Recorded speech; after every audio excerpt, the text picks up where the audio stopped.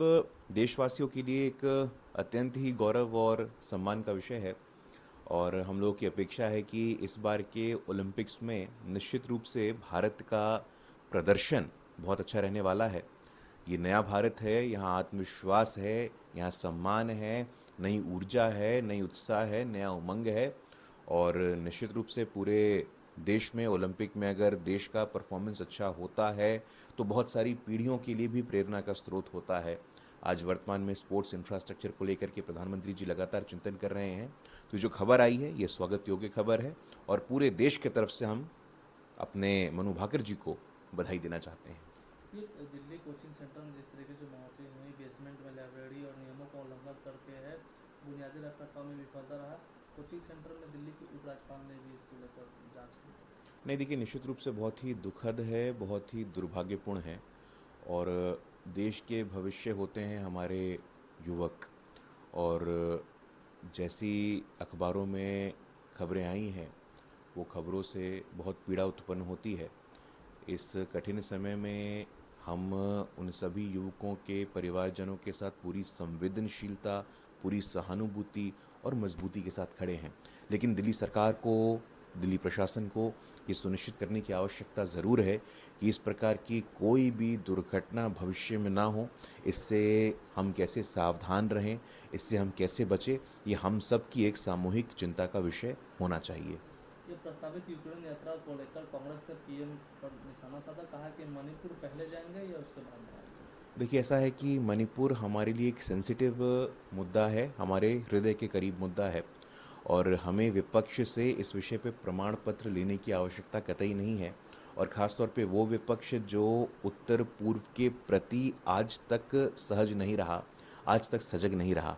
प्रधानमंत्री मनमोहन सिंह असम प्रदेश से राज्यसभा में आते थे, लेकिन उनके कार्यकाल में इंफ्रास्ट्रक्चर हो, डेवलपमेंट हो, कनेक्टिविटी हो, एजुकेशन हो, डेवलपमेंट के आउटरीच हो, वहाँ पे कितना हुआ था और पिछले 10 वर्षों में कितना हुआ है। Railway station, airport, school, colleges, highways, निरंतरता से उत्तर पूर्व के प्रति हमारी संवेदनशीलता है। और मणिपुर पे भी हमारी सरकार, हमारे गृह मंत्री जी लगातार सिचुएशन को बहुत क्लोजली मॉनिटर कर रहे हैं और जल्द ही उसका निराकरण करके उसका समाधान निकाला जाएगा। प्रशांत किशोर ने नीतीश कुमार और लालू यादव के बीच टेंशन बढ़ाई है और अपने नए पार्टी संसवाद के साथ वो बिहार विधानसभा का चुनाव भी करेंगे। देखिए, लोकतंत्र है और लोकतंत्र में, संविधान में निहित है ये अधिकार कि कोई भी व्यक्ति कहीं से भी चुनाव लड़ सकता है। लेकिन जहाँ तक बिहार का विषय है, बिहार की 13 करोड़ जनता और ख़ासतौर पे इस बार के बजट में जो हमने बिहार के प्रति आवंटन देखा है, तो बिहार आश्वस्त है। 2020 के विधानसभा चुनाव में हम लोगों ने, एनडीए ने ये नारा दिया था, जन जन की पुकार, आत्मनिर्भर बिहार। तो आधारभूत संरचना से लेकर के रोजगार सृजन, उद्योग, विकास, इंफ्रास्ट्रक्चर, हर मोर्चे पे लॉ एंड ऑर्डर हो, जेंडर जस्टिस हो, महिलाओं का प्रतिनिधित्व हो, हर मोर्चे पे, हर फ्रंट पे बिहार प्रगति कर रहा है। और एनडीए मजबूती से कम 2025 में लौट करके आने वाला है। लालू जी के लिए, प्रशांत किशोर जी के लिए अभी तो कोई संभावना ऐसी नज़र नहीं आती है। तमिलनाडु में बीजेपी कार्यकर्ता की हत्या कर दी गई है। पार्टी ने कानून व्यवस्था को लेकर है, वो डीएम को लेकर सवाल किया। बहुत ही अनफॉर्चुनेट है। और अभी कुछ ही दिनों पहले तमिलनाडु में बहुजन समाज पार्टी के प्रदेश अध्यक्ष की भी नृशंस हत्या कर दी गई थी।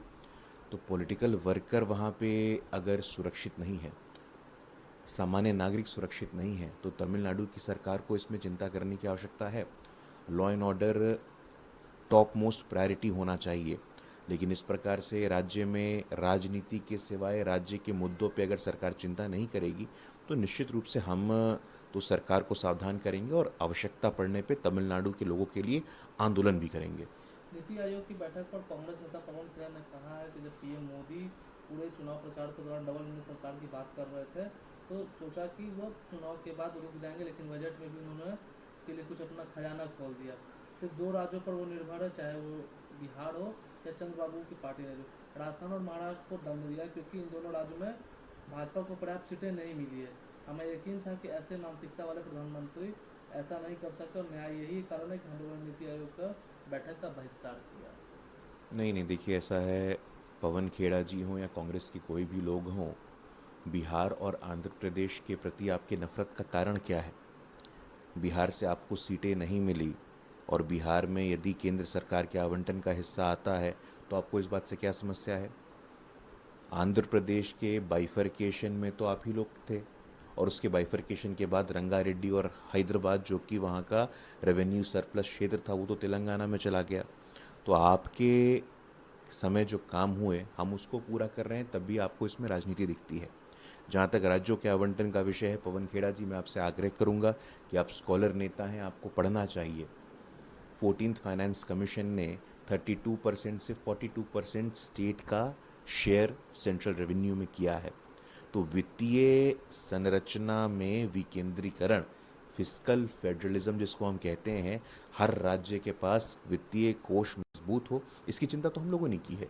हमें आपका भी दौर याद है जब प्लानिंग कमीशन में प्रदेश के मुख्यमंत्री गिड़गिड़ाते रहते थे लेकिन आप लोग पैसों का आवंटन नहीं करते थे और आपके प्रधानमंत्री कहते थे कि पेड़ पे पैसे नहीं उगते हैं। तो आपकी असंवेदनशीलता और आज की ये फूट डालो और राज करो की जो राजनीति आपकी है, आप प्रांत प्रांत में, प्रदेश प्रदेश में ये द्वेष का जो भाव फैलाने का प्रयास कर रहे हैं, इससे बचने की आवश्यकता है। वित्त मंत्री निर्मला सीतारमन ने कहा कि कर्नाटक में केंद्रीय अर्थतंत्र में काफ़ी वृद्धि हुई है। ये एक ऐसा बिंदु है जिसके बारे में आपको सरकार शायद कर्नाटक में बहुत गलत जानकारी है। आज की सरकार लोगों से कहती रहती है केंद्र सरकार कर्नाटक को उनका हक नहीं देती। ये पूरी तरह झूठ है, मैं जवाब देने को तैयार हूँ, लेकिन ये गलत विज्ञापन है जो कर्नाटक के मौजूदा सरकार करती रहती है। मुझे खेद है, इसी कारण मुझे मदद नहीं हो रही है। नहीं, देखिए, किसी भी प्रदेश की समग्रता से विकास में केंद्र सरकार और प्रांत की सरकार दोनों की अहम भूमिका होती है। लेकिन जब प्रदेश की सरकार इस प्रकार की नकारात्मक राजनीति करे तो ये प्रदेश के हित में नहीं होता है। और केंद्रीय वित्त मंत्री ने इसी पॉइंट को बाहर लेकर के आई हैं। केंद्र का आवंटन, जैसा कि मैंने आपको बताया, किसी भी प्रदेश के लिए कोई पूर्वाग्रह से ग्रसित नहीं होता है। कर्नाटक निश्चित रूप से आज इंडस्ट्री, इनोवेशन, इकोसिस्टम का एक केंद्र बिंदु है और इसमें भारतीय जनता पार्टी की एक भूमिका थी, है और आगे भी रहेगी।